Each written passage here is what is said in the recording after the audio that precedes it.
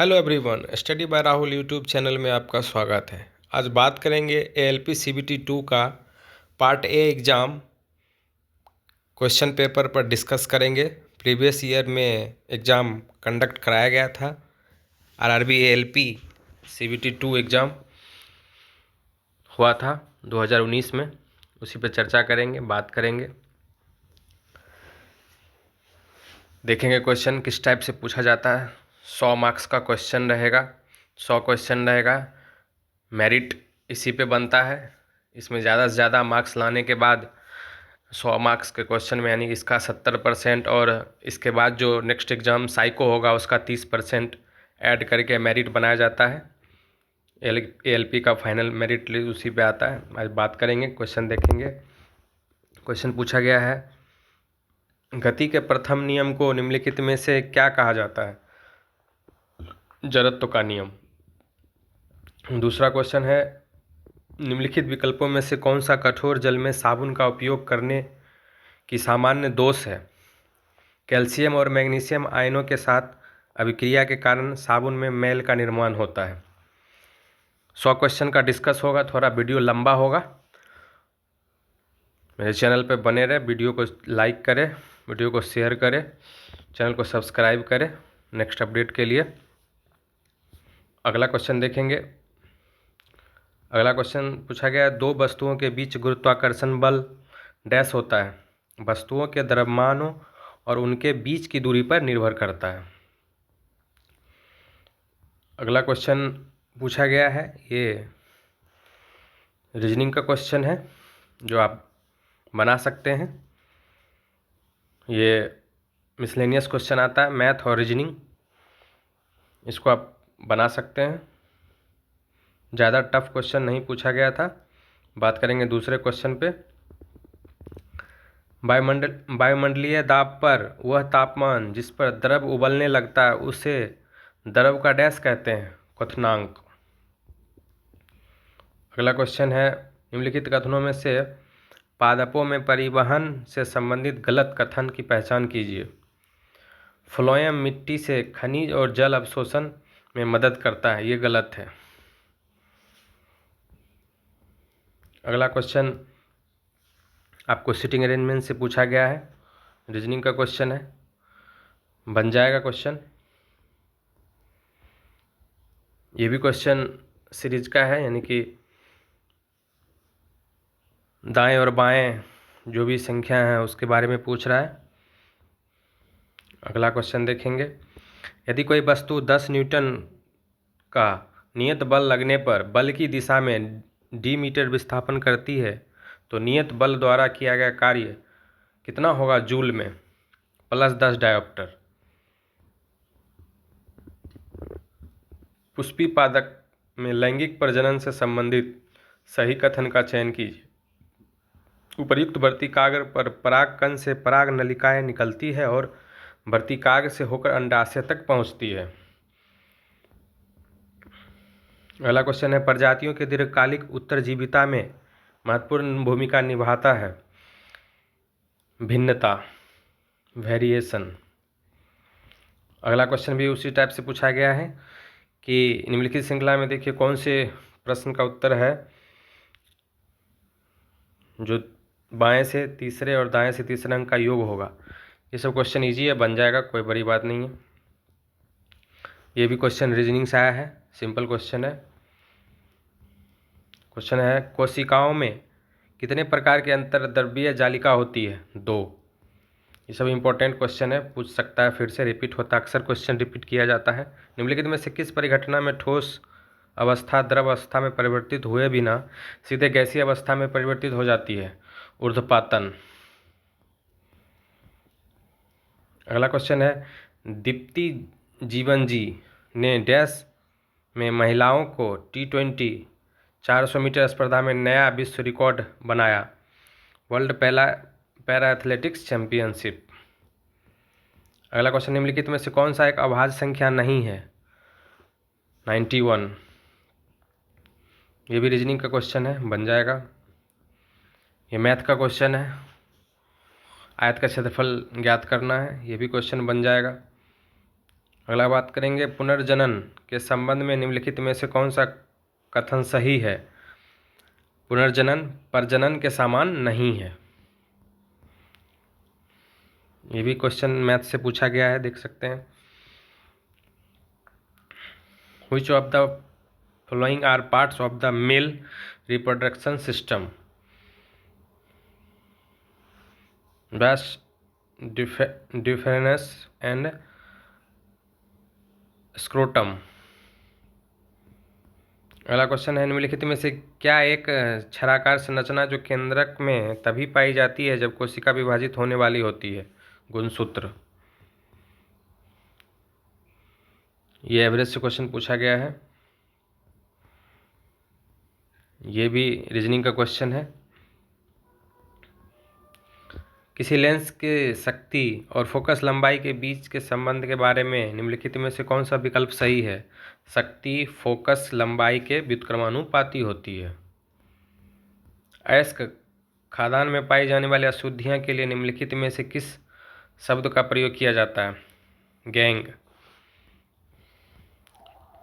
ये भी मैथ से क्वेश्चन पूछा गया परसेंटेज से। 2024 का गोल्डमैन पर्यावरण पुरस्कार विजेता कौन है। आलोक शुक्ला। संख्या ए और बी के बीच मध्यानुपाती 6 है। निम्नलिखित संख्याओं में से कौन सा युग्म ए और बी का मान हो सकता है। समानुपाती रेशियो एंड प्रपोर्शन से क्वेश्चन एक पूछा गया है। गैर जैव निम्नकरणीय पदार्थों के बारे में निम्नलिखित में से कौन सा या कौन से सही है। ए और सी दोनों। निम्नलिखित में से पादप कोशिका का कौन सा बड़ा अंग प्रकाश संश्लेषण में मदद करता है। प्लास्टिड। ये भी रेलगाड़ी से क्वेश्चन पूछा गया है। ये इनकम से क्वेश्चन पूछा गया है। निम्नलिखित में से कौन सा कारक वाष्पीकरण की दर को घटाता है। आर्द्रता में वृद्धि। ये वर्गमूल का क्वेश्चन है। ये एज का क्वेश्चन पूछा गया है। ये रीजनिंग का क्वेश्चन है। ये भी रीजनिंग से क्वेश्चन है। चुंबकीय क्षेत्र रेखाओं में विचार करते हुए निम्नलिखित में से कौन सा कथन सही नहीं है। यदि चुंबकीय क्षेत्र रेखाएं समानांतर और समदूरस्थ हो तो शून्य क्षेत्रफल प्रवणता दर्शाती है। ये भी रीजनिंग का क्वेश्चन पूछा गया है। ये साधारण ब्याज क्वेश्चन पूछा गया है। जब m द्रव्यमान की कोई वस्तु h ऊंचाई से मुक्त रूप से धरती पर गिरती है तो वस्तु की गतिज ऊर्जा किस बिंदु पर अधिकतम होती है। जब यह धरती से टकराने वाली हो। 2 किलोग्राम द्रव्यमान के एक पिंड पर एक नियत बल 4 सेकंड तक कार्य करता है। उसका वेग 8 मीटर प्रति सेकंड से बदलकर 12 मीटर प्रति सेकंड हो जाता है तो लगाए गए बल का परिमाण क्या है। 2 न्यूटन। ये भी क्वेश्चन मैथ से पूछा गया है। निम्नलिखित में से कौन से कथन सही नहीं है। फोकस दूरी जितनी अधिक होगी क्षमता उतनी ही अधिक होगी। गलत है ये भी चक्रवृद्धि ब्याज से क्वेश्चन पूछा गया है। क्लोरीन के 2 समस्थानिक रूप जिनका द्रव्यमान 35 U और 37 U है प्रकृति में निम्नलिखित में से किस अनुपात में पाए जाते हैं। 3:1। रीजनिंग से क्वेश्चन पूछा गया है। मैथ से क्वेश्चन पूछा गया है। ये भी फाइंड आउट अगला संख्या क्या होगा ये क्वेश्चन पूछा गया है। पेरिस ओलंपिक 2024 में पुरुषों की 50 मीटर राइफल 3 पोजीशन फाइनल में भारत का पहला पदक किसने जीता। स्वप्रेल कुसाले। ये आपका क्वेश्चन डायरेक्शन से पूछा गया है। ये भी क्वेश्चन रीजनिंग का है। ये मैथ से क्वेश्चन पूछा गया है।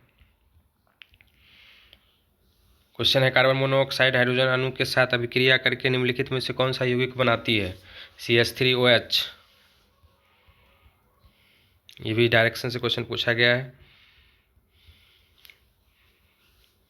ये समानांतर चतुर्भुज से क्वेश्चन पूछा गया है।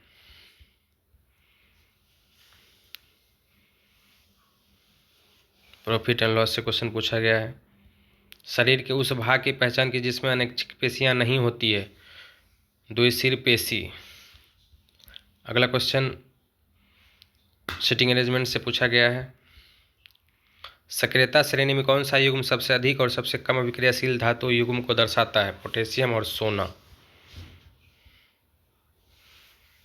ये करेंट अफेयर से क्वेश्चन डाला गया है।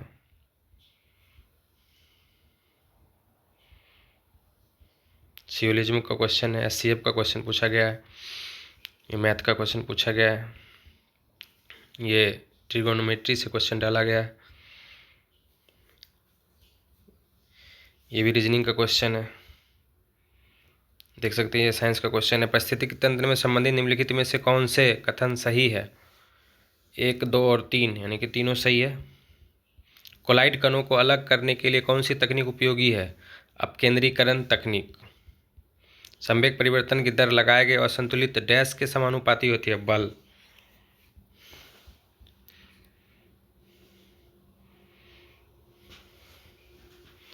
ये क्वेश्चन लेंस से पूछा गया है। ये करेंट अफेयर्स क्वेश्चन डाला गया था। निम्नलिखित में से कौन सा उत्तक जटिल पौधों की विशेषता जो उनको स्थानीय वातावरण में रहने का अनुकूल बनाती है? संवहन उत्तक। इसका आंसर हो जाएगा बी, डी और ई। निम्नलिखित कोशिकाएं अंगकों में कौन सा विशेष रूप से पादप कोशिकाओं में पाया जाता है? आंसर होगा लवक, रसधानी और कोशिका भित्ति। ये इजी क्वेश्चन है, ये पूछा जाता है अक्सर। निम्नलिखित में से कौन सा व्यंजक सही है? बहुलक बराबर बहुलक माइनस माध्यक बराबर 2 × माध्यक माइनस माध्य। थॉमसन के परमाणु मॉडल के बारे में निम्नलिखित में से कौन सा कथन गलत है? ऋणात्मक और धनात्मक आवेश परिमाण में समान नहीं होते, इसलिए परमाणु वैद्युतीय रूप से उदासीन नहीं होते।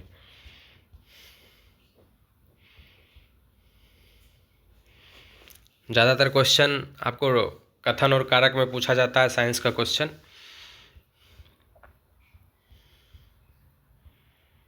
ये पाइप एंड टंकी का क्वेश्चन है। किसी परमाणु के परमाणु द्रव्यमान मुख्य रूप से किसकी संख्या से निर्धारित होता है? न्यूक्लियस। ये प्रॉफिट एंड लॉस से क्वेश्चन डाला गया है। ये क्वेश्चन कथन और कारक का है।